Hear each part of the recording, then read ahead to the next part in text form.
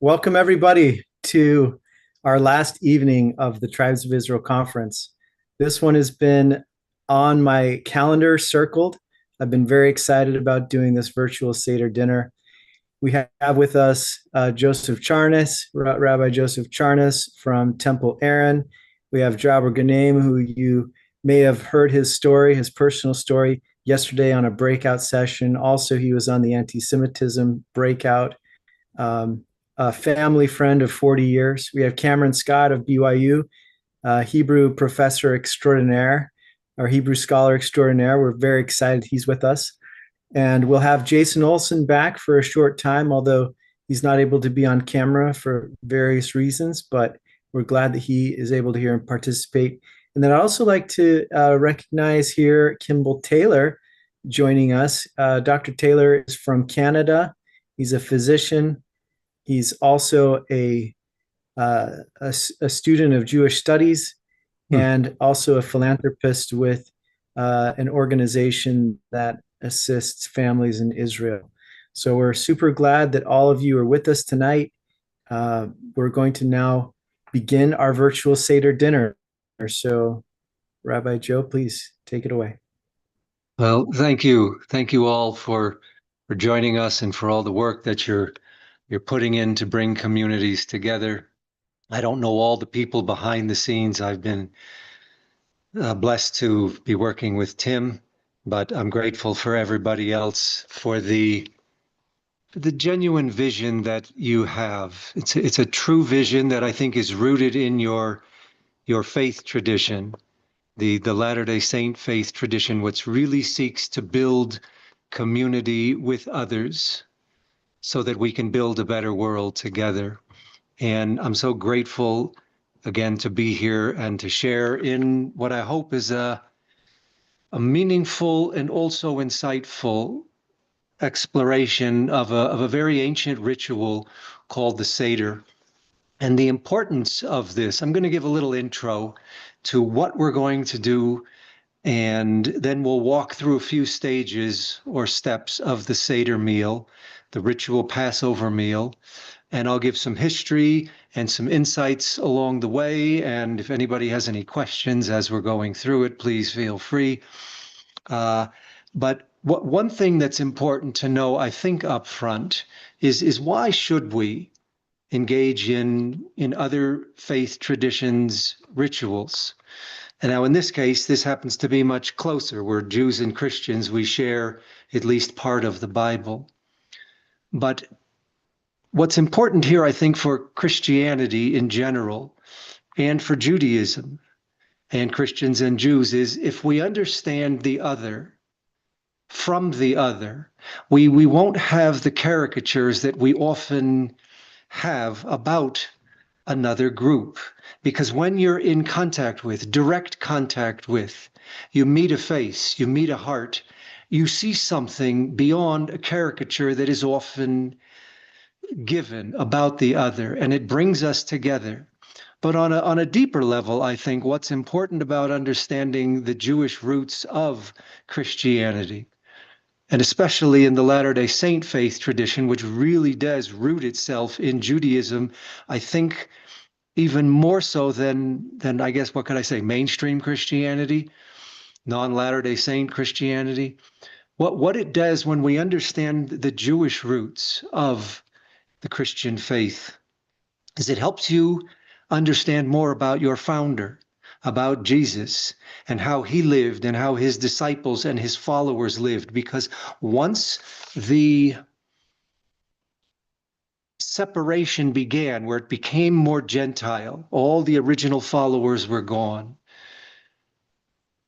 it took on a new form and it lost some of its ancient roots. And I'm here to help us understand some of these ancient roots.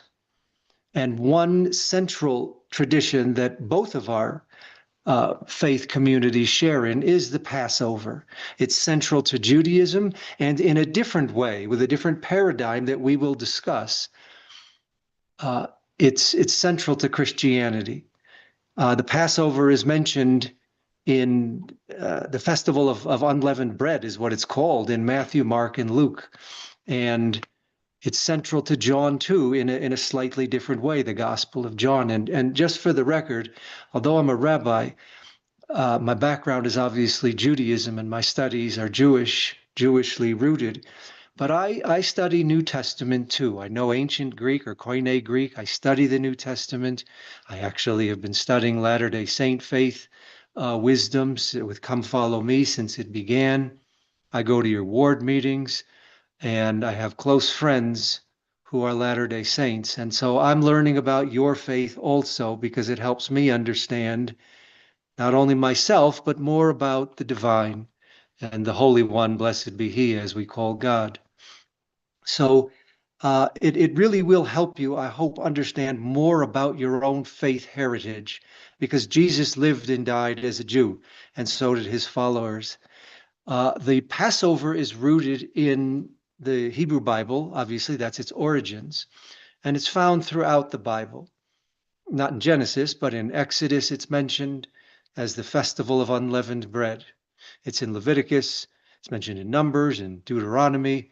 It's mentioned in various forms in Joshua and Kings, Ezra. Even Ezekiel uses the word Passover. It's in Chronicles. It's a central holiday for us, and the most ancient record that we have is obviously biblical. But post-biblical records or history is actually found in about 2,400 years ago. We find it on a little island of Egypt, where they found some records, some fragments, some writings of Jews keeping the Passover. It was from a letter written by an official in Jerusalem to the Jewish garrison there, the military community. And they were told to keep these 7 days of Passover, not to ingest any form of leaven, and not even to possess leaven. So we have ancient post-biblical roots too. And it's discussed obviously in early Jewish literature. It's an important holiday, and the biblical name, both in the Hebrew Bible and in the New Testament, interestingly, it's called the Chag HaMatzot in Hebrew. Like I said, it's in Exodus. The Exodus story is mostly in Exodus 12. But this name of the festival of the unleavened bread, names are very significant in Judaism. And the name itself gives us an insight into what it's meant to bring about within us. And this is separate from the Seder that we're going to go through. This is sort of the foundation. The Seder sort of builds the house upon this scriptural foundation. And we'll get to that in a few moments. I just want us to have a good foundation and background so we can see the beautiful spiritual structure and wisdom that was built and that grew out of that. So the name itself means Festival of Unleavened Bread. And the idea here of unleavened bread, it means no leaven. And just like in Christianity, Paul mentions it in 1 Corinthians 11. He speaks of leaven there and what it does, how it's the old leaven, right? Not the old leaven, but the new leaven. Not the leaven of evil or malice, but he wants that renewed new leaven. Leaven in Judaism and in Christian thought has to do, one aspect of it is pride. Leaven puffs up. The first biblical holiday in Judaism is the festival, the celebration of unleavened bread, metaphorically speaking, that we as people of faith, have to remove pride from our hearts, from our minds, from our sight. Because if we want to have an encounter with the holy, there has to be a place within for the holy to dwell. If we're full of self, if we're full of anger, if we're full of unhealthy emotions, the holy is it's always present, but it can't impact. It can't impact us in that way. So the name itself is giving us an insight into the sacred way of life that it's trying to bring us into. And that's why this festival of unleavened bread, we eat it. We eat what is called the matzah. We eat it because, again, that's physical, but there's always a spiritual component. And it's teaching us that we have to internalize these philosophical and spiritual ideals. We have to internalize humility because humility is necessary for sacred engagement and also for our human engagement. It's very difficult to be present with another if you're full of self. So the text that we're going to use to discuss as Judaism has developed it is called the Haggadah. That's how we relive the Passover, the Exodus from Egypt, that festival of matzot, of unleavened bread. And the word Haggadah, we're going to be looking at it on you have it on the website or on your email. It's a wonderful Haggadah. I'm going to be using also this one, but the Haggadah right here, this word, it comes from the root word of nagad, which has a few potential meanings. One of them is simply Haggadah means telling. It's a type of narrative. And it can also mean to proclaim or declare, because something worthy is being proclaimed by this holiday, worthy wisdom for life. Some scholars relate it to an Aramaic root. Nagad is an Aramaic root which has the idea of drawing or stretching. So this text, the Haggadah, if we give it that Aramaic, not many scholars, but some, if we give it that Aramaic twist or insight, then this text here that we are reading is meant to draw us into something greater, to stretch us, to expand us, to deepen us, to pull us into a greater way of living that often we lose sight of. And this text is obviously a new printing. The earliest texts that we have, or the oldest fragments that we have, are from probably around 1300 years ago. We find some in a cave in Afghanistan, and it's the Banayam caves there. They found some fragments of this. We have other ones that are a little later, maybe 1,000 years old, and it lists a lot of what we do today that was developed by the rabbis as a way of reliving the wisdom that our sacred texts in the Bible are calling us into. So what we'll also do as we're going through some of these rituals, I'm going to highlight a few words as we go through them, because you'll see them in the Christian narratives also of Matthew, Mark, and Luke with the Last Supper. You will see, I'm not saying that they were celebrating a Seder back in the Last Supper days, but there were rituals that were present within the Jewish world that ultimately formed later, over time, what we're doing today. It has ancient roots. It has very ancient roots that we will see. So this evening, let's start with the Seder. We're going to start right now. We're going to highlight a few steps. Before we begin there, Rabbi Joe, we have a question here from Cameron. Go ahead, Cameron.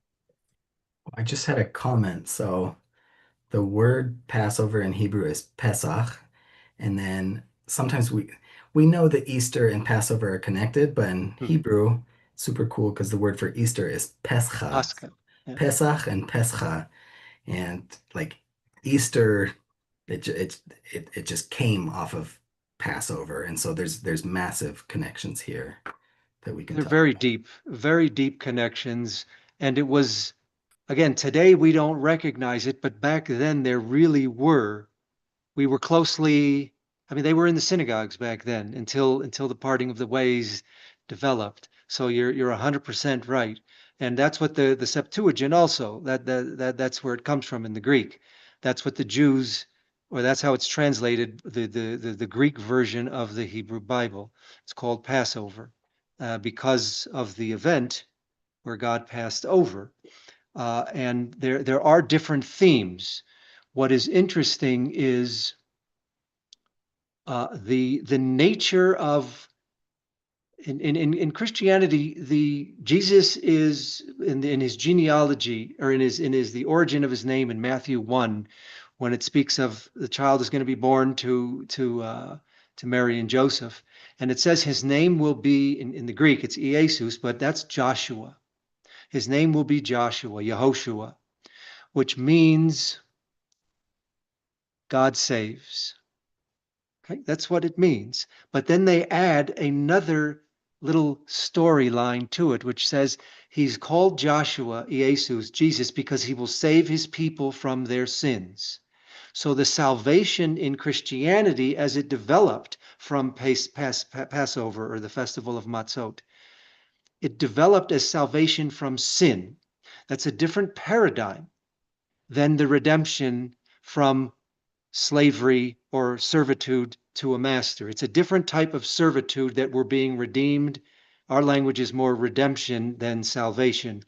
But there is that's the paradigm that developed out of it through, and we'll discuss that a little more as we get into some of the rituals. But it's a good observation that you made, Cameron. I forget where I was, but we're going to start with, let's turn to page 20 in your the Seder, for the Haggadah. And it's on page 20? Yeah, page 20. And what we're going to do, and this is very unique to Passover itself, is you'll see on the left side the 15 steps of the Seder.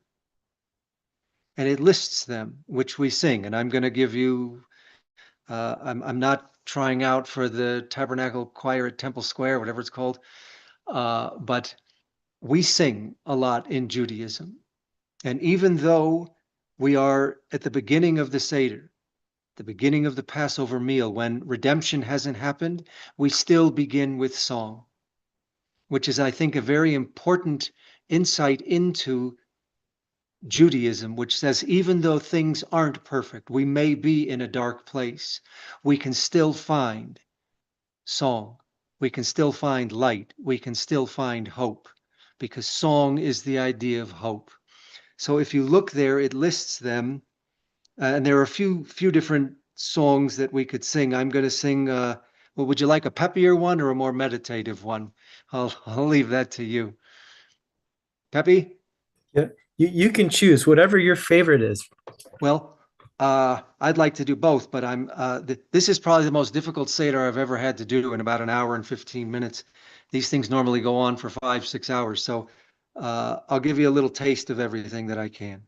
So let's start off on page, like I say, 20. And each step has a short description after it. And we will go through many of them. So the melody is Kadesh Urchatz Karpavas Yachatz Magir Achza Maitzi Matza Mavrov Arkoirech Shulchavan Oirech Tzafun Barech Hallel Nirtzah. We sing. Before we begin, and this again is unique to Passover, we have a list of all of the steps that we're going through for this evening's holiday. We don't do that for Rosh Hashanah, we don't do it for Yom Kippur, and we don't do it for Shavuot. I think the idea here, again, it's not in all Haggadahs, but the idea, I think, is that if we are in a place of darkness, if we want to know that if we want hope that there's a way out, we have to know up front that these are the steps that are going to ultimately lead us to redemption. It's sort of, these are the steps to the light at the end of the tunnel. And we sing it, even though it's in faith right now, we are still in exile. We are still in Egypt, in servitude. But we begin singing about the steps that will ultimately lead to redemption. Because if we know there is a way out, we can continue going forth regardless of the wilderness that we're experiencing. It's again that proverbial light at the end of the tunnel. And what we're going to do now is I'm going to give you a blessing that we say. I'm going to read a blessing. It's on page 24. We're going to do the Kadesh. And it's on page 24. The full blessing is not transliterated. And it's a long one. So we pour our wine. We actually have somebody else pour, or the grape juice. We have people pour it for us, because even though we are still slaves, in terms of royalty, they have others pour for them. So we're trying to keep that mindset alive, that although we are still in servitude, we still have royal potential awaiting us. There is a way out. So we take, and again, we're not going to drink all the 4 cups tonight. So just pour a little bit in, because this is just a little demo. But normally, again, somebody would be pouring it for you. And what would actually happen is I would pour it and make the blessing, and I would actually then give you part of my wine. Everybody would share in the wine. And here is a New Testament parallel. It's in Matthew 26, Mark 14, and Luke 22, when it says, he took the cup, verse 27, gave thanks to it. That's the blessing we're going to do. Again, different words, but you can see he's giving thanks. This is the ancient Jewish way. And then he gave it to drink. That's what we do to this day. That's in Matthew 26, 27. It's also again in Mark 14 and Luke 22. But he took the drink, he made a blessing, he gave thanks, and then he gave it. We do the same thing today. We pour a little bit for everybody. So you're participating in something very ancient. Is it also true that you're meant to pour it for the person next to you, right? And then Yes. they pour it for the person next to them, and so Yes. on. Yes. Let's see here. So I will just do part of the blessing, and it's on pages 24 through 26, but it's not all transliterated. I just want you to hear a little of the melody. So we say, and I'm not going to say the name of God. In Judaism, we don't say at least some in the more traditional world, we don't say the name of God unless we're actually saying it in a prayer. So I'm going to have a little wine, so I am going to say it for that. But the rest of it, I'll be changing the name because it's not the holiday. So you'll hear a slight alteration in the names of God. It's not that I don't know how to pronounce them. It's that we don't pronounce, we say Elokeinu instead of the normal way. So we say Savri Maranan Varabanam Rabbi. Okay, that's the introductory. I'm not looking at the text here to see, does it have that? I didn't look. We say Baruch atah Adonai Eloheinu melech haolam bayrei pri hagofen. Baruch atah Hashem Elokeinu melech haolam asher bachar banu mikol olam v'raimamanu mikol lashain v'kidishanu b'mitzvah v'ysav. And it goes on and on and on until I finish. It's after this, we then say a prayer. It's right after that, called the Shehechianu. It's a prayer of renewal for this time. Let me see, what page is that on in there? Ray Priya Guffin. Harry. And is grape juice acceptable if we're not absolutely doing the wine? Okay, great. Yes, and I'm doing wine, but this is an attempt at humor, which is always dangerous for me. In the spirit of the Latter-day Saint world, when I say a blessing over wine, it becomes grape juice for our Catholic friends. How's that? All right, thank you. The next blessing that we say is the Shehechianu on page 26 at the bottom. It says, blessed are you, right above the first thing God wants us to know. We say, Baruch atah Hashem Elokeinu melech haolam Shehechianu v'kimanu v'higianu lazman habazeh. Now we will drink, but we lean to the left, and we'll discuss that in a moment. So take a sip. You don't have to drink the whole thing, but we take a little swig as we lean to the left, and take a moment to reflect as you're leaning.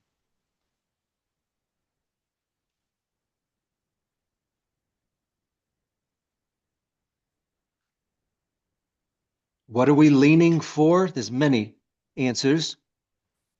I tend often in my sacred exploration and teaching, I tend not to simply limit it to functional or historic, that in ancient times, in ancient Greco-Roman times, the royalty would lean to the left. So what are we doing? We are acting, living, manifesting that royalty, even though we are still at the beginning of the Exodus narrative and we are enslaved. We are still seeing that royal potential that awaits us in the midst of our servitude. We are going to be free. That vision we keep alive throughout the Seder meal and ritual service. But there's another reason. Can I interject a question? Because Oh yeah, does it also have something to do? I know that it's very important to Judaism, the teaching that we are all made in the image of God. Does it have anything to do with our divine nature potentially, that we're made in the image of God, and that even though we have not been yet redeemed, we're worth redeeming because of that creation, because of our creation? I think that's a general truth, but I've never put it this way. I've never thought of that or read about that in terms of leaning. My ordaining Rabbi Mordechai Finley, he gave a very beautiful insight into why we lean.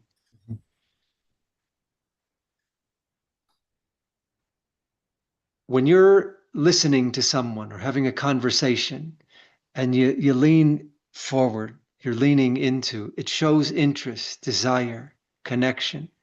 We are leaning into not just the cup of wine, but what it represents. It's not just words on our lips or an intention in our mind. It is a deep, we're inclining, we're leaning, because we're leaning into this idea that although we, in the Exodus narrative, are all still in that bondage, we are leaning into physically and philosophically and soulfully the idea that royalty and redemption still awaits us. That is our nature, and that is the gift that we should be living. It is a gift to be free. So it is something we are leaning into, not just physically, but intentionally, so that we can live with in our lives today. The rabbis teach constantly that the events of the Bible that happen in the Bible with the different characters are a sign for us. They're in servitude, therefore so are we. It might not be under an Egyptian pharaoh, but it's another type of bondage that we all are trapped in and are suffering from. So we take this imagery not of thinking about the history, but we think about our presence, our present, and the presence of bondage that we are suffering from, emotional. Maybe it's physical. We are just physical pain.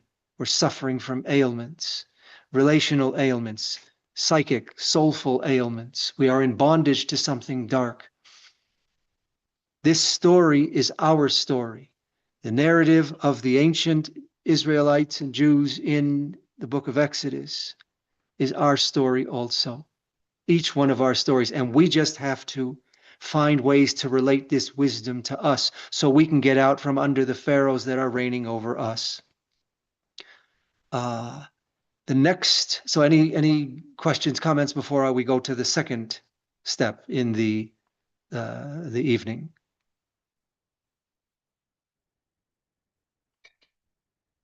Okay, so now let's go to page 28 in the Haggadah, and it's called Urchatz.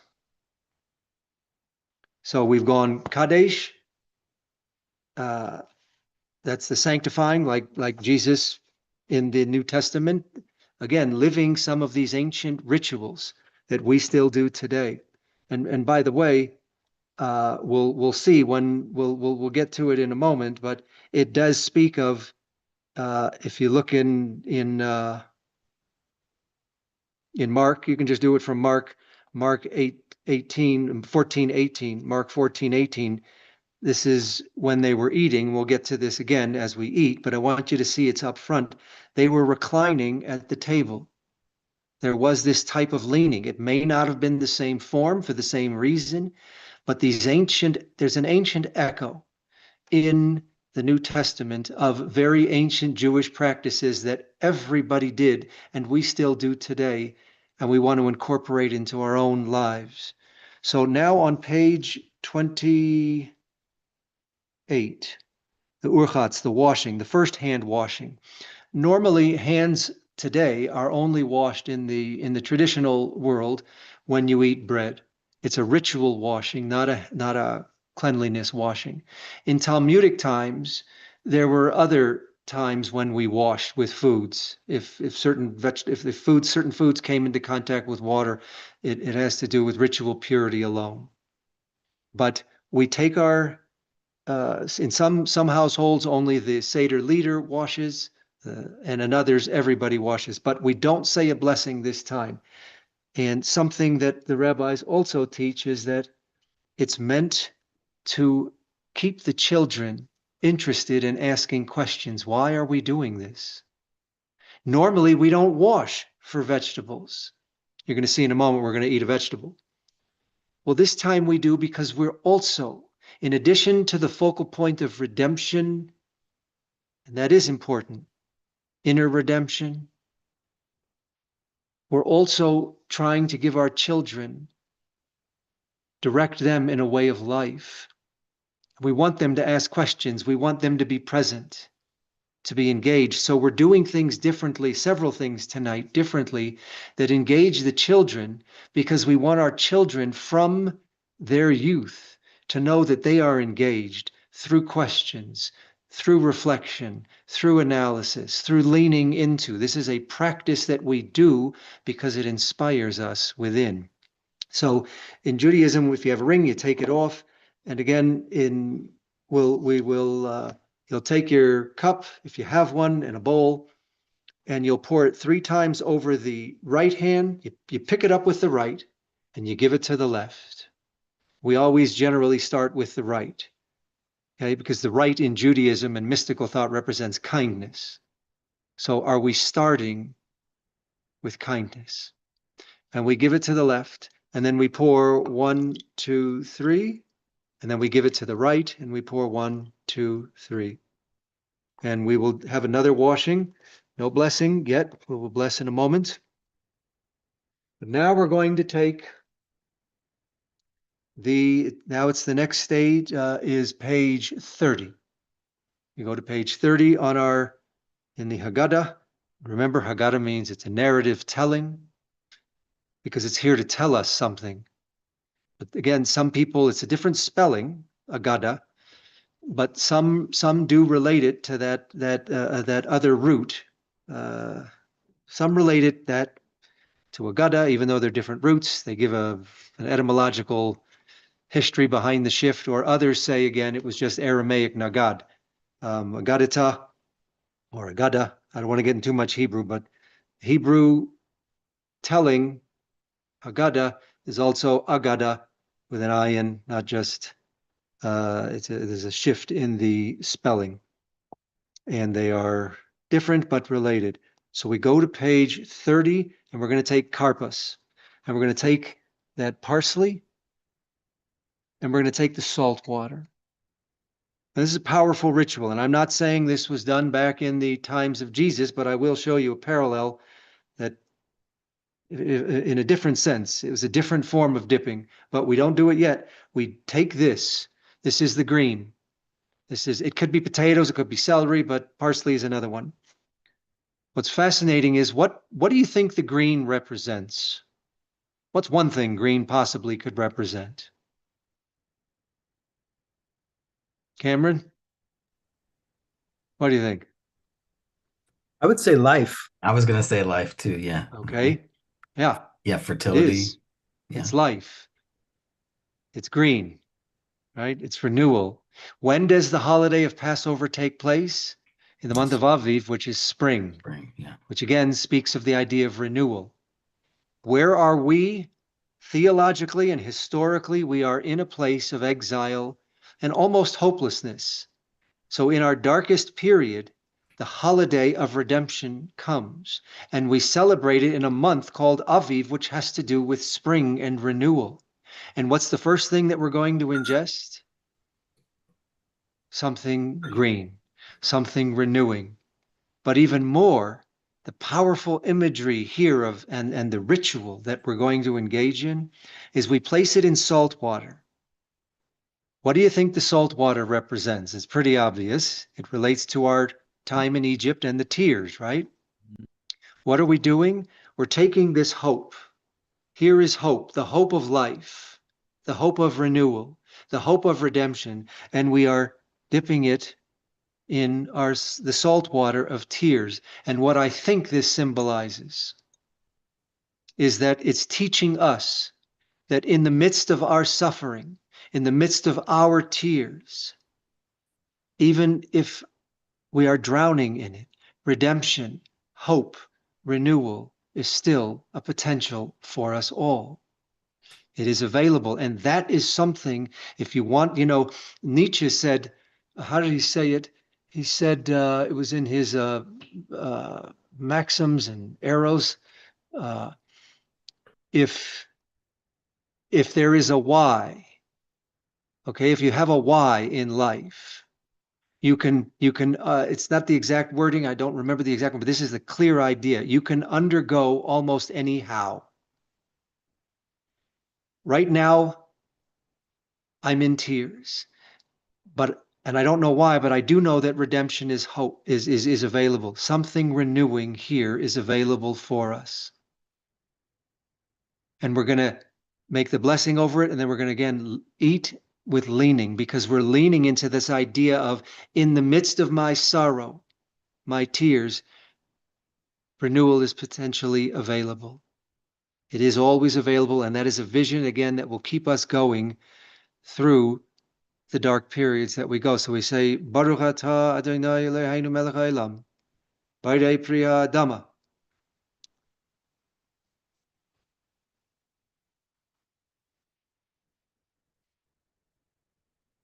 And traditionally, again, we would sit, if we were doing this in a more internal way, not just a functional way, we would internalize this concept of, how can I find something renewing in the midst of my sorrow, my tears, my hopelessness? Is life and hope going to be drowned by my tears? Or is it going to be water that somehow nourishes me so that I can blossom in spite of my tears, my sorrow, my exile, my servitude? It's a very powerful ritual, and it offers us great wisdom for life. Again, we're to take this into life, not just ritually enacted here. The next ritual I think we'll go through is what's called yachatz. It's on page 32. And it speaks of breaking the middle matzah. Breaking the middle matzah. So one thing that, do you have, Tim, do you have the image of the plate that I sent you, of the Seder plate? I'll dig it up and bring it. Okay, because we have all of these ritual food items that we're engaging in, and they're on a Seder plate.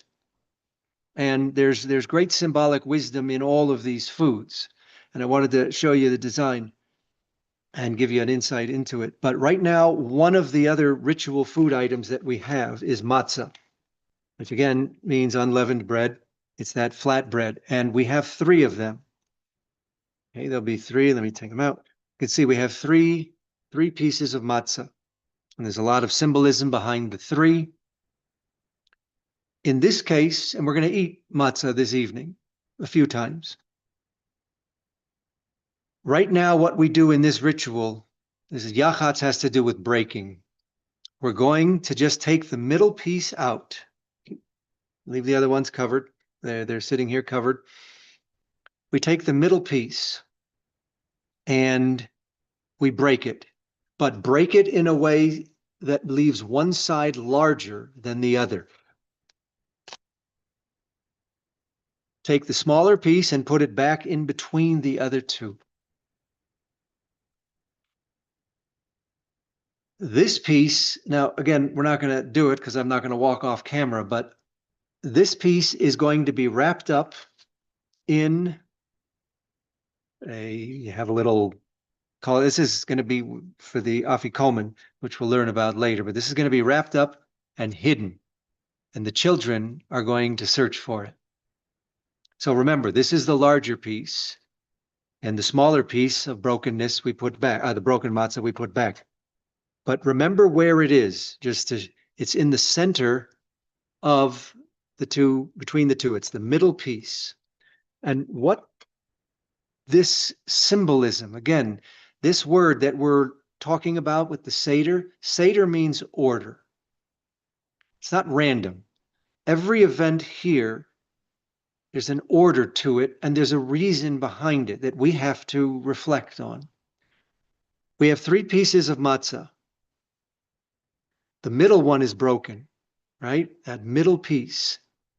Symbolically, that also could represent us in the heart of being. The essence of life, there is something ultimately and always broken. We are always in some way separate from our ultimate divine potential. Or, in a more concrete sense, life often breaks us to the core. We are broken. So this middle piece represents our brokenness. But there's a larger piece that we're hiding away. And we're going to eat that at the end for our dessert. And there's 2 beautiful things here that often are discussed. The children are the ones who go and find or search for this larger piece. They're looking for that wholeness to put back to our brokenness. This other piece will bring the brokenness back into a place of wholeness, right? So this broken centerpiece here and this broken piece here, in the end, are going to come back into wholeness. And as my wife and others have said, we send the children out because they are ultimately the ones who are going to bring wholeness to the world. We can't finish the job. We can start it, but we leave it to our children to be on a mission to find the broken pieces that are out there to bring back so that we can live in greater wholeness, both within and among each other. So this isn't just a simple ritual. This is a ritual to remind us that although brokenness is our current state, at the end of the meal, this will be our last food that we eat. We are eating the peace that brings ultimate wholeness back. So we pretend like we've gone and hidden it, and the end we'll have children go and search it, but we're not going to do that because we're here. Now we pour the second cup. So, or have somebody pour the second cup for you. So let your alter ego pour for you.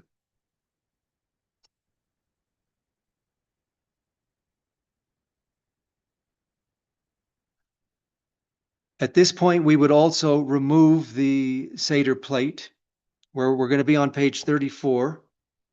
Let's see here, 34, yeah. And we remove the Seder plate from before us. And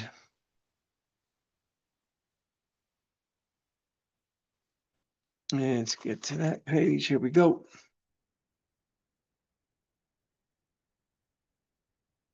We already did the broken matzah and everything. So this is called magid. They have that here, magid, yes. Magid means to tell. Again, it's the same root as Haggadah, it's just a different form. One's a noun, and this is a participle. So magid, telling. This is the active story part, where we begin to tell the story of the enslavement and the redemption. But we do it in a very roundabout way. And we kind of start here and go like this and somehow end up over here. The story, the narrative itself seems very disjointed. It really does. And that's why it requires so long, because we discuss how is this connected to this, which seems so disconnected from this. It's a wonderful discussion. And we begin with, we take this broken piece of matzah. Not everybody does, but that's one custom. And we lift it for everybody to see. And we're going to sing now the Halach Ma'anya, which is on page 36. And it means this is the bread of affliction. Okay? And in English, you can read, this is the bread of affliction that our fathers ate in the land of Egypt, and all who are hungry come, and so forth. I'm going to chant it in an old traditional tune or melody. But again, it speaks of the bread of affliction. We are in a place, certainly historically, in a place and state of affliction. But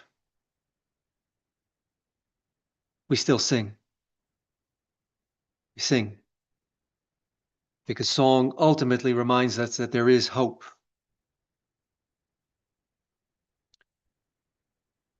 And it begins, it's transliterated. I think the transliteration is on the same page. Yes, it's on the same page. And again, I'm not going to sing, maybe I'll sing the whole song. We'll see how it goes. Halach manya, diachalu ahavasana, v'ared mitzrayim, kol dichfin yesei v'yechol, kol ditzrich yesei v'yifzach, hoshato, hoshatocha, L'shono habo ba'arad Yisroel.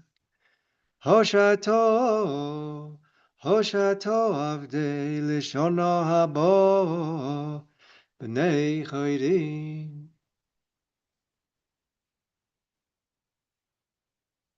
We bring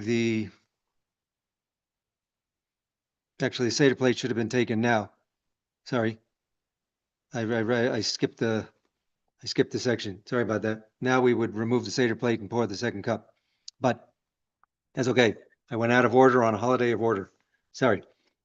The Seder plate is removed, so we'll remove it. And that's all right, Rabbi Joe. This is about redemption, so it's all good. Thank you. I get a second chance. I read the wrong line here. So we're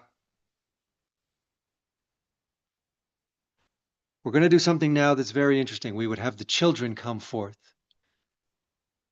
and sing a song. And they're going to sing a song of questions. Now, in the ancient times, the questions, not everything was the same. This has developed over time. But this is what we have now. This isn't a history of how the Haggadah developed, but just know that it's changed over the years. When there was a temple, and now there's not, so we ask different questions. But much of it is the same. The language is found in the Mishnah of what's called Psachim, chapter 10. But we're going to sing a song. I'm not going to sing the whole thing, but it asks a question here. On all other nights, we do this. But on this night, we do this. So the first one is we can eat leavened bread or unleavened bread, chametz or matzah. But on this night, only matzah. On all other nights, we can eat vegetables, but on this night, only a bitter herb, maror. The same thing. All other nights, we don't even dip once, but this night we dip twice. And we'll see the idea of dipping in the Last Supper of Jesus. There's this idea of dipping. You'll see, again, I'm not saying it's the same form or the same content, but this idea of dipping is present. And then the last one is on all other nights, we eat sitting or reclining. but on this night we all recline. So I'll sing a verse, but these are questions that the children are given, and then we all sing it also. But the idea of teaching the children, Rabbi Jonathan Sacks once spoke of asking questions. He was a great rabbi. He's no longer with us, chief rabbi of England, of the Britain, Great Britain. He spoke of asking questions is a type of spiritual traveling, intellectual traveling. And we want to teach our children that questioning is holy. Not to become a cynic, but we want to ask questions so that we can discover answers. Answers come through searching, through questioning. And it's a beautiful, beautiful practice to teach your children, not just blind faith, but a questioning that leads you into deeper faith. Rabbi Sacks also spoke of, the famous philosopher Descartes, who spoke of, I think, therefore I am. Rabbi Sacks said, I ask, therefore I learn. So it's all about learning. We're training our children to learn through holy questions so that we can have holy discovery and holy communion with the Holy One. I'll just sing one melody, one verse. The introduction, why is this night different, and then on all other nights. So we say, Ma nishtana halayla hazeh mikol halaylos, mikol halaylos, shebechol halaylos anu oichlin chamevetzu matzah. Chamevetu matzo, halayla hazeh, matzo,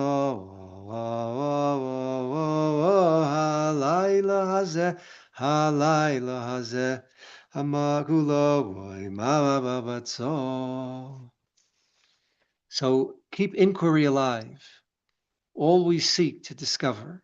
That's what we're training our children in the way of. The next section that I think we'll jump to is the Seder plate.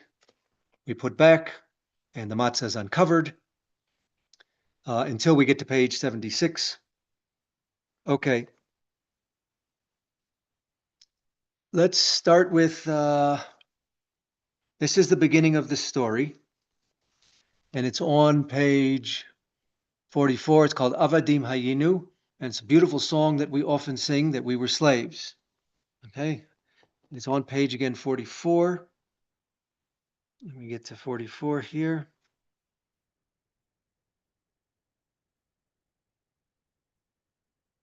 And we sing it. We sing an abridged version also. Avadim hayeyenu hayenu, atabanei chaydeyin b'nei chaydeyin. And we go on for a little bit of song. We're singing about we were slaves. But what do we end with? But now we're going to be children of freedom one day. Always keeping that vision of hope and freedom and redemption alive. What is wonderful here, I'm going to skip to page, on page 46, it mentions the B'nai Brak, the longest Seder, where these great rabbis ended up talking all night about the Seder. The morning came and it's time to say the Shema, a certain prayer. They stayed up all night discussing all of the ideas, most of which we won't get to tonight.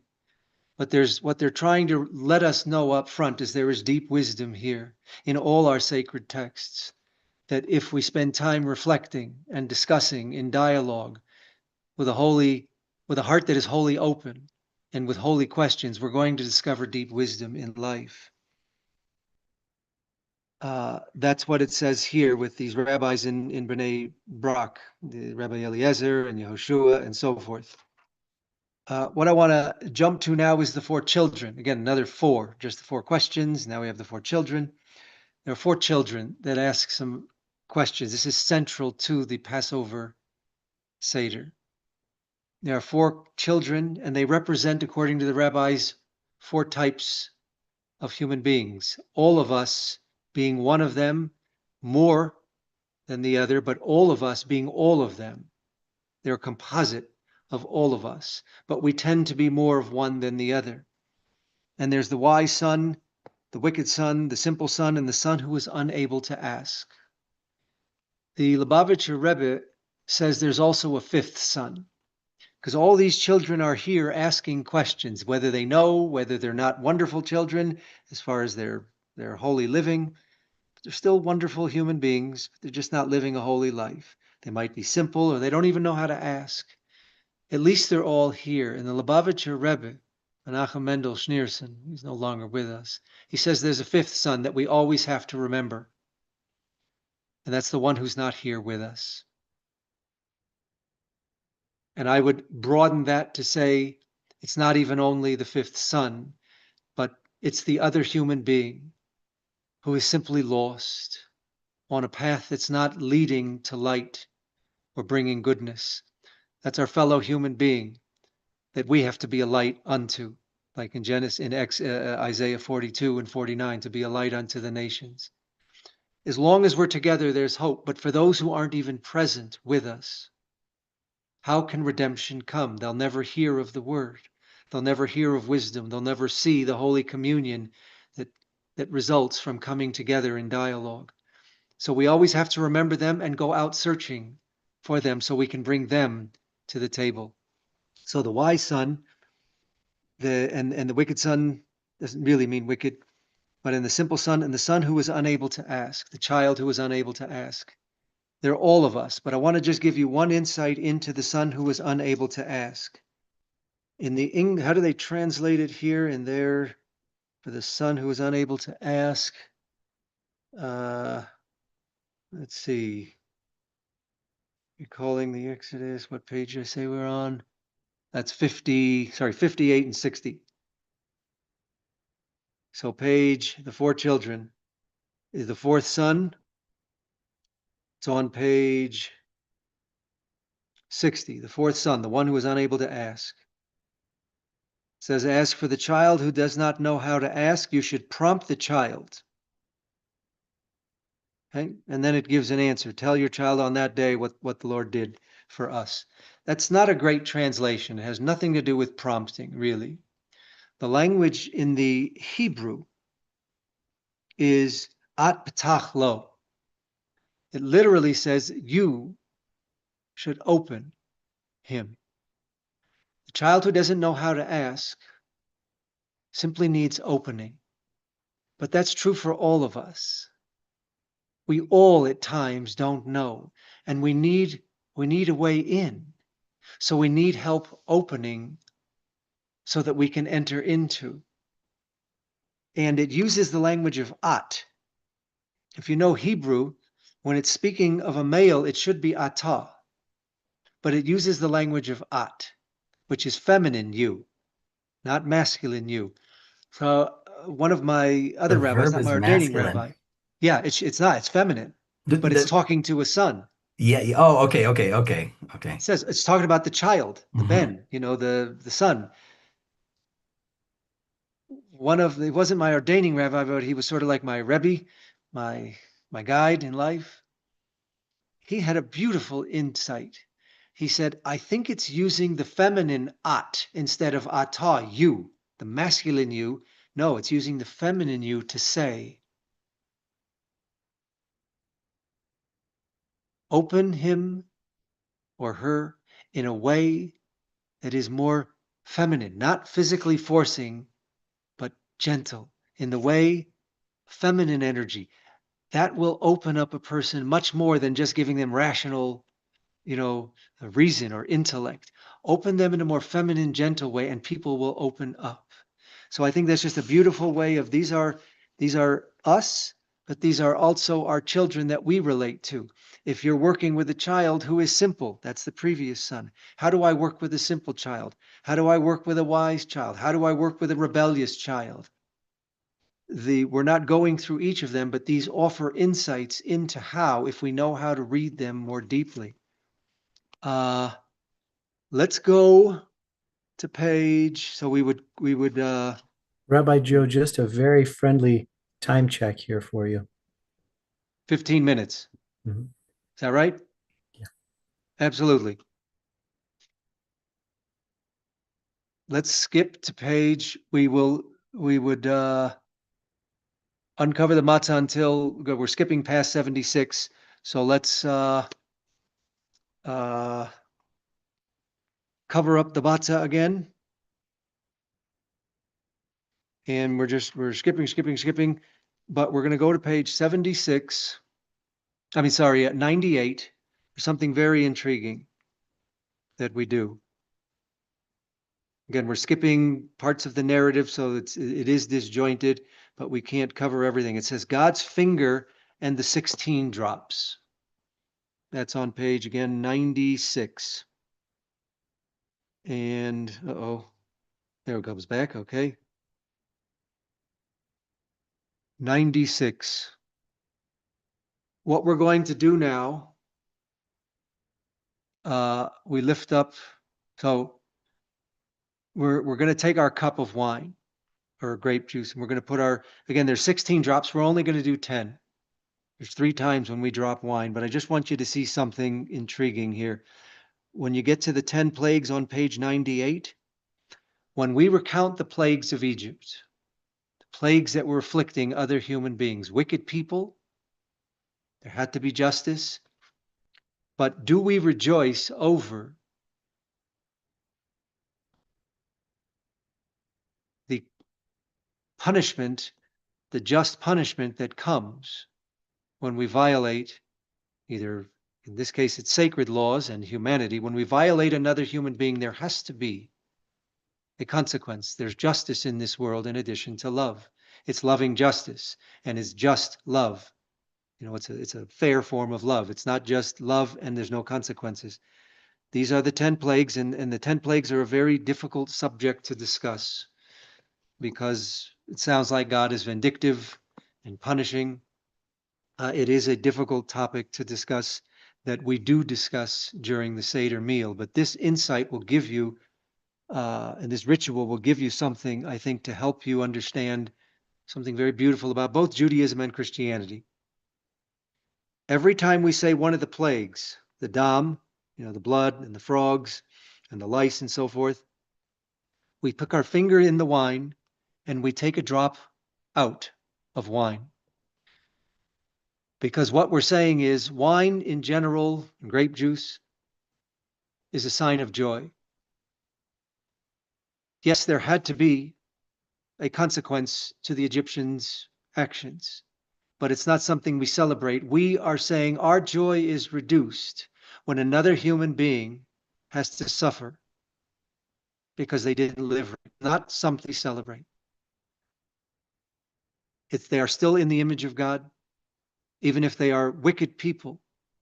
And what we are mourning is the loss of their humanity, the loss of the divine presence that they could have lived with to bring goodness into the world instead of plagues or servitude. I mean, enslavement to people. So we'll say them in English, we'll say blood and we take a drop out. And we say frogs. And we say lice and wild beasts and the cattle plague and boil, hail and locusts and darkness and the death of the firstborn. And then again, there's another 3 drops that we do with an acronym using these combination of these words in Hebrew. But the idea here is that's very important. Again, there has to be justice. There has to be a consequence to our actions. But we still have to mourn the loss of life, even when it's necessary. So that's why we drop the blood, and then we refill or have somebody refill traditionally the cup from the little bit that was taken out. There's a wonderful song that we sing now. We got here at about 7-8 minutes left. There's a wonderful song that we sing, and it's on page 104. I'm just going to give you a little taste because it gives you, again, an insight into the Jewish vision of life when we are in a state of life that isn't redeemed.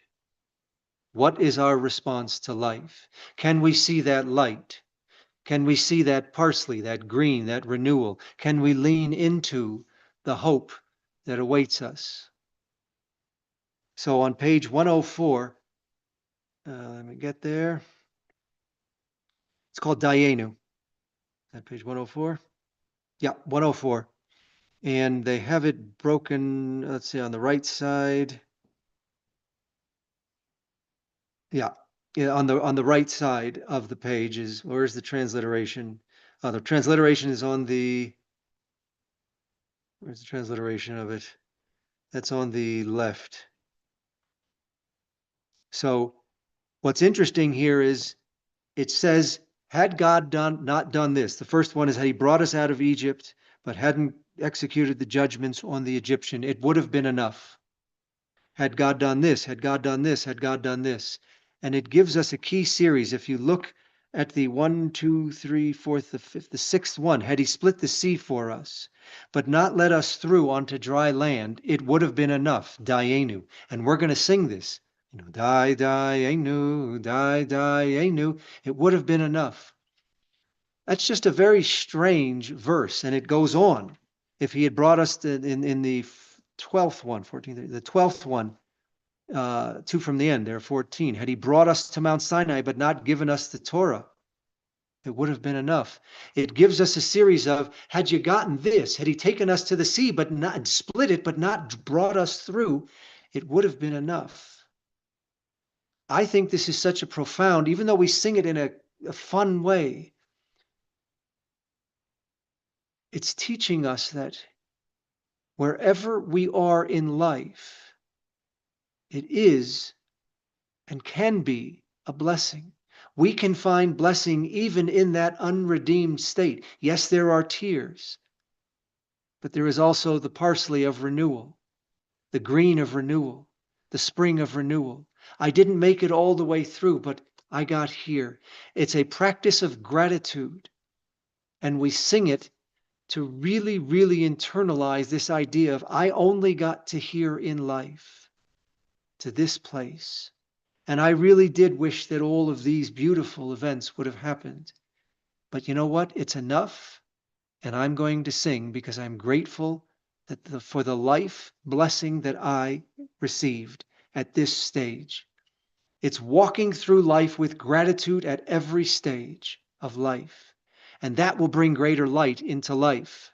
And that will help you with that inner redemption, that inner Pharaoh that reigns over you, that inner Egypt, not historic Egypt, but metaphoric Egypt that reigns over us.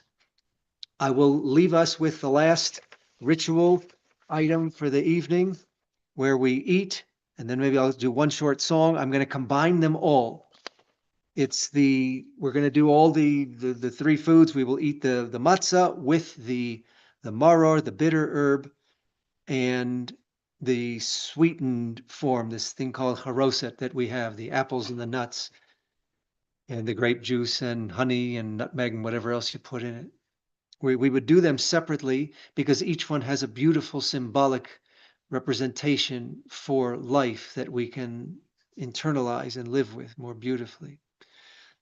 But we're going to do it together. It's on 124. We would wash.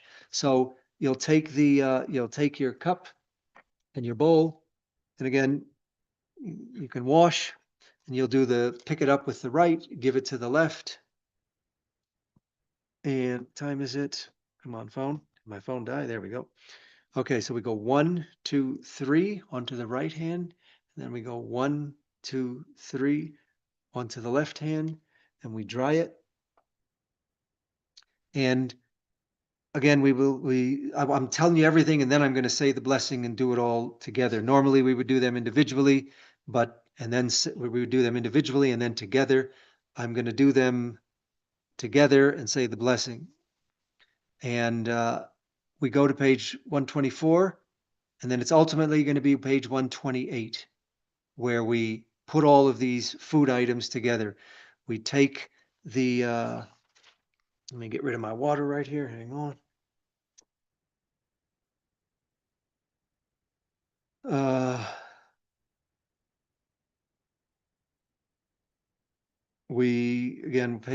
Ultimately it's page 128. And we're going to take the piece of matzah and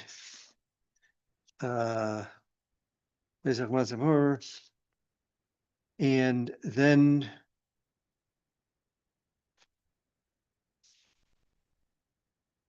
we will take the piece of matzah, put some of the maror on it, that horseradish, and then we will dip it into that nut and apple dish. Okay.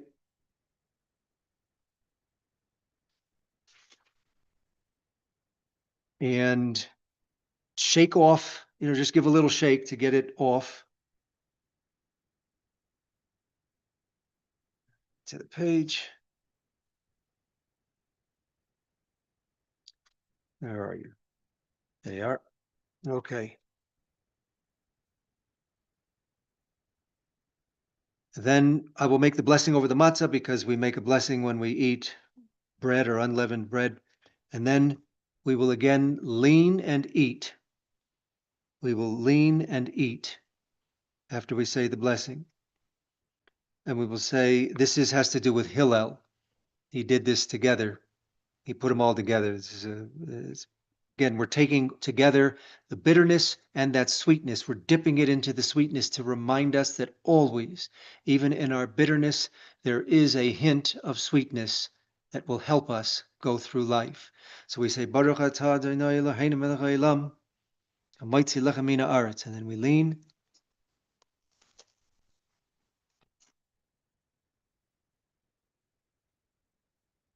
Remember, lean into the idea, reflect, chew on it. That's what we're doing. We're chewing, we're ingesting it. And again, we did it slightly out of order because I'm compressing the events. But that's, in essence, the meal.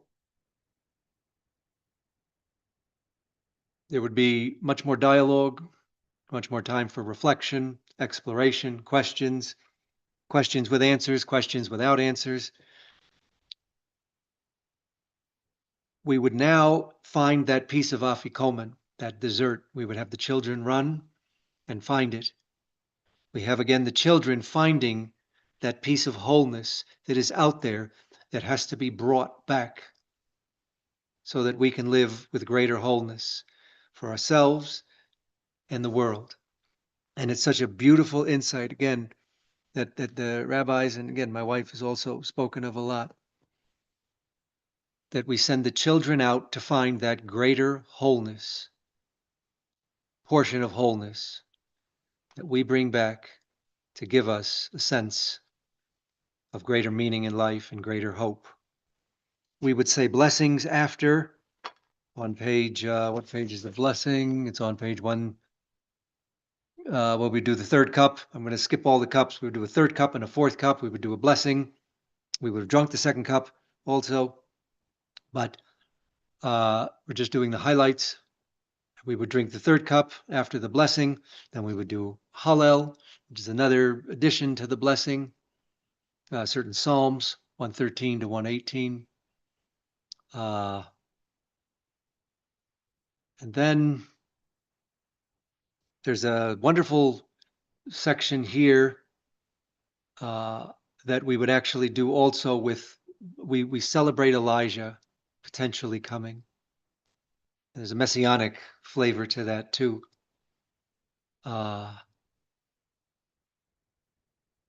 We actually go and open the door. We pour a cup for Elijah because he's going to come and herald the redemption. We're always seeing that beyond the immediate period that we are in right now, which is unredeemed, in some way, symbolically, whether it's the spring of the herb, the green herb of parsley, or the sweetness that we dip the bitter herbs into, right? The Haroset is always something hopeful. Here, the last one is Elijah. And Elijah is going to pour out his wrath. Well, God will pour out his wrath on the unrighteous world and bring redemption Does through this come Messiah. from Malachi? Where does this idea of Elijah coming back come from in Judaism? I think in the same, it's also in Christianity. Yeah, yeah, it I is. mean, But it is. I It's was just the curious. Elijah is the forerunner. He's the herald. He's the herald of Messiah, and it's a very important. I know many people who are more on the secular end don't believe in Messiah, but at least believe that there's a messianic time, a time period where life can be free of war and of poverty and of suffering. There can be a better life, even if we don't ultimately get to the pure redemptive life that we may all hope for. We bring a part of it. Each one of us brings a part of that ultimate redemption. And what we do at the end, the last stage, is on, it's out of order in this Seder, in this Haggadah, but it's on page 165. Normally it would come before the songs. I don't know why they put it after the songs. But the final stage is Hallel, Nirtza after Hallel. And it ultimately means that it's been accepted. What we have done, we have come through, we have walked through together. This is our attempt, our offering. It's been accepted. It's favorable from Ratzah. It's accepted. It's accepted. It's in a passive sense, the verb. What we have done is enough if we are doing it with all our hearts. And we need each other to do it better and to bring more goodness and light. And then we sing in the last words there on page 165 and 166, Lashana Haba'a B'Yerushalayim. Next year in Jerusalem, Lashana Haba'a B'Yerushalayim. Lashana Haba'a B'Yerushalayim. We sing it. We sing it because we're thinking that there is another period of life that is awaiting. Next year, next moment. In the future, hope still reigns. We may not have gotten out fully this year, but maybe next year, next week, tomorrow. There's still hope alive. And then we would sing a lot of fun songs that, just because of time, I'm going to say farewell. So I don't go, I'm over 3 minutes. But the songs are sweet, they're uplifting, they're fun. Do one They more for also us. have deep context. Do one more Not on for the us then. do one? Yeah, at least do one. Yeah, even though we're Okay. short on time, at least Okay, do let's one. go. I'll do it for 1 minute. Let's go to page 155 Mhm. and 156. Let me get to that. I'm at oh, oh no, And then 105. Jabra and Cameron, I'd love to come to you before we just to get your thoughts as any reflections you've had as we've gone through this Yeah, before we beautiful. wrap it up. Why don't we start? So you want me to do you want to do the reflections first? Just just the song is enough Oh, no, and then the reflection. Are they going to speak now or after the song? after the song. Okay, so on 166, no, 150, sorry, 156. It says, Echad mi yodea, one who knows, or who knows one. And it goes up, it's a series of who knows one, who knows two, who knows three. And it recounts Jewish sacred events, significant events in Jewish history. And one, it speaks about the one God, who knows one. And I'll sing it in a moment. But it ends with who knows 13. Well, why 13? Because it speaks of the 13 attributes of God that the rabbis understand in Exodus 34, 6 through 8. He's merciful and slow to anger, kind. And so we start with there is one God. And we end with, and this one God has 13 holy attributes. That's not the totality of God, but those are attributes that we can, in the end, model and emulate, because we are children of the one. trying to live more like the Holy One. And so we remember there is one. There's one grand source behind all of existence, and we're going to sing to that, and hopefully we will live with the beautiful attributes of kindness and mercy and forgiveness, because it'll make that world close to messianic. So we say, oops, on the wrong page. We say, Echad mi yodeya, Echad ani yodeya, Echad. Let's see, wait a second. No, I was thinking of Chad Gadya. Hold on, I got it mixed up in my head. Echad mi yodeya, Echad ani yodeya, Echad. Oh my goodness, I'm forgetting the language. I forgot the melody. I got the Chad Gadya stuck in my head, and now I can't think of this one, and I'm mixing up both of them. Oh yeah. Oh my goodness, I can't remember the. I'll do the Chad Gadya. That's on the page Help him out, 161. Jabra. Help him out. Help me out here. Echad mi Haggadah is a good one. They're all good. Echad ani yodeya. Echad Eloheinu. But they say it 5 times. I can't remember the melody. Chad Gadya, Chad Gadya. There you go. Those are the melodies. Very good. Well, it looks like we got apologize. no, all I'm good. sorry. Rabbi You get too Joe, many melodies in your head. I can't believe it. I'll sing it to you after. it'll come to you in your sleep tonight. You wake up in the middle of the night and you'll go, "That I'll was call it. you. That was it." What an amazing yeah. thing. Last night we did a closing session with Rabbi Grover, and he chose a very challenging text, and we have offered you a tremendous challenge in condensing what is typically a very involved and beautiful Seder dinner, and asked you to condense it into an hour and 15, and you've done very well in giving us the overview of it and giving us also great messages through it. But Cameron, Jabra, your reflections as we close. Cameron, you want to go first, or? You go first. Okay, fine. I'll go first. So, well, first of all, thank you. That was very enjoyable, and I truly learned new things from it.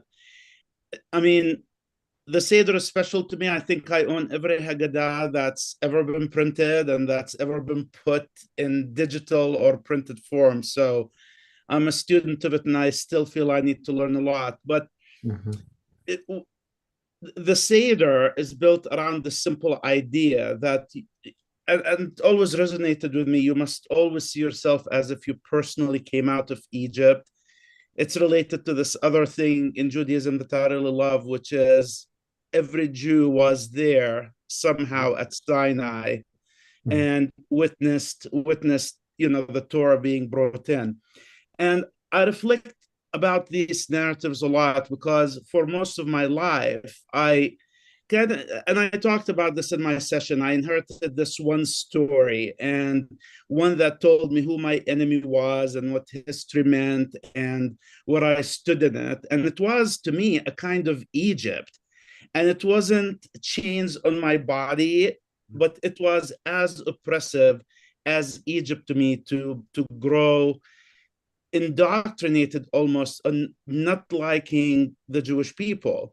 And then I discovered the Jewish people, I discovered the Torah, and I studied it, and I fell in love with everything about the Jewish people and everything about the Torah. And to me, when I think of the Haggadah, when I think of the story, to me, that was a moment of liberation. And it took me, even the amount of time it took me to get to those realizations I have now, almost 40 years. I mean, I was in the wilderness of indoctrination, and then I got liberated into loving the Jewish people and loving everything about them, and everything about the ritual, everything about the Seder. So that's what I think about when I think of the Haggadah. I think of my own liberation from the misconceptions and the things I was taught since I was a child. So these are my thoughts about the Seder. Those are wonderful thoughts, Jabra. Can I Thank say you for sharing that. 5 seconds just on what Jabra said?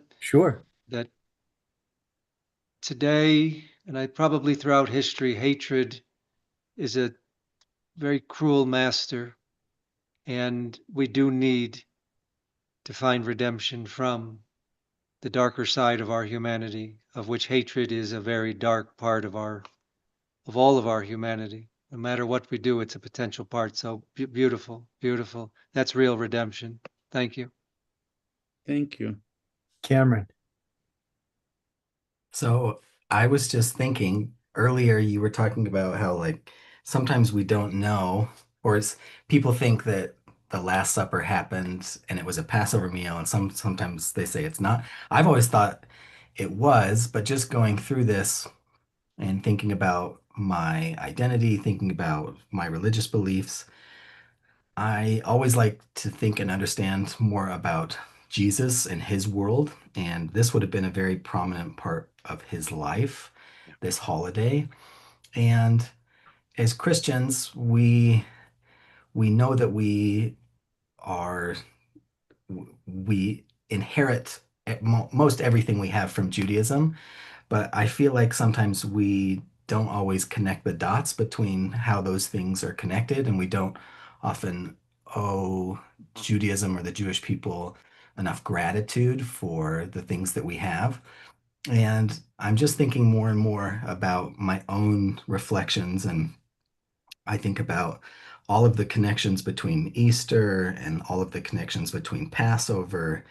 And I think as Latter-day Saints, especially, Latter-day Saints are unique because I think what happens is you have Christians who have the Old Testament and then the New Testament, but Latter-day Saints are unique because we have the Book of Mormon, which is kind of like a bridge between the Old Testament and the New Testament. Mm.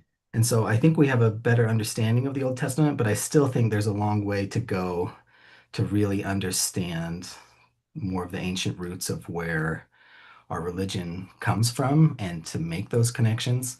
Because when you understand those connections, things become deeper and more meaningful. And so, yeah, I likewise want to say thank you very much for bringing out those thoughts and explaining these things to us. Thank you very much. Thank you. Thank you. Tim, do you mind if I say a word or two? I was going to invite you for sure. I didn't. You were off camera, so I wasn't sure if you were going to be able to. But absolutely, please. I appreciate that very much. Rabbi, toda rabah. That was a superb Seder. I love everything you've done tonight, and thank you so much. Thank you. Passover, like the sacrament and Easter, is all about sacrifice, remembering, and redemption.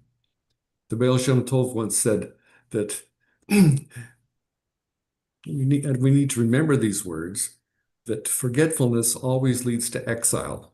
Remembering leads to redemption. The most important thing that we do in the sacrament and through Passover is to remember. Remember, remember. Remember the God of Israel who brought us out of obscurity and who provides that way for redemption for us to go forward.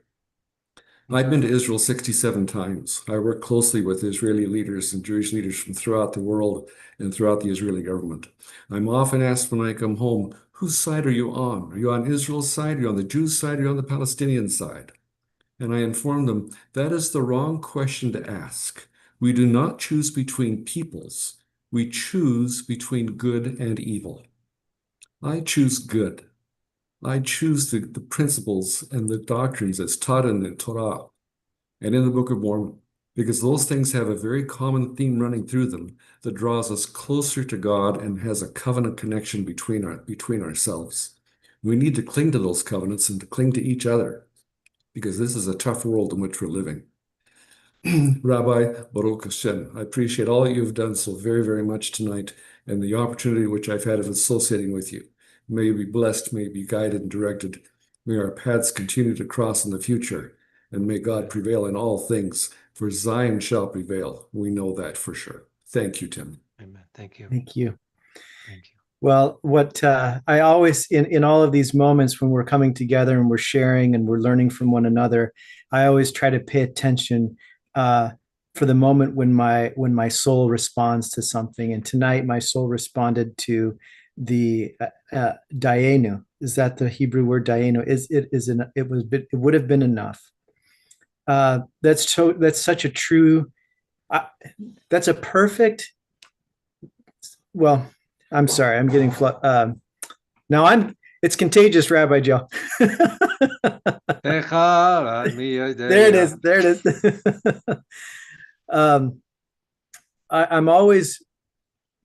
I always find it so enjoyable when I find a touch point, a connection between Latter-day Saint belief and Jewish belief. I'm always so touched by that and delighted when I find them. I found another one tonight.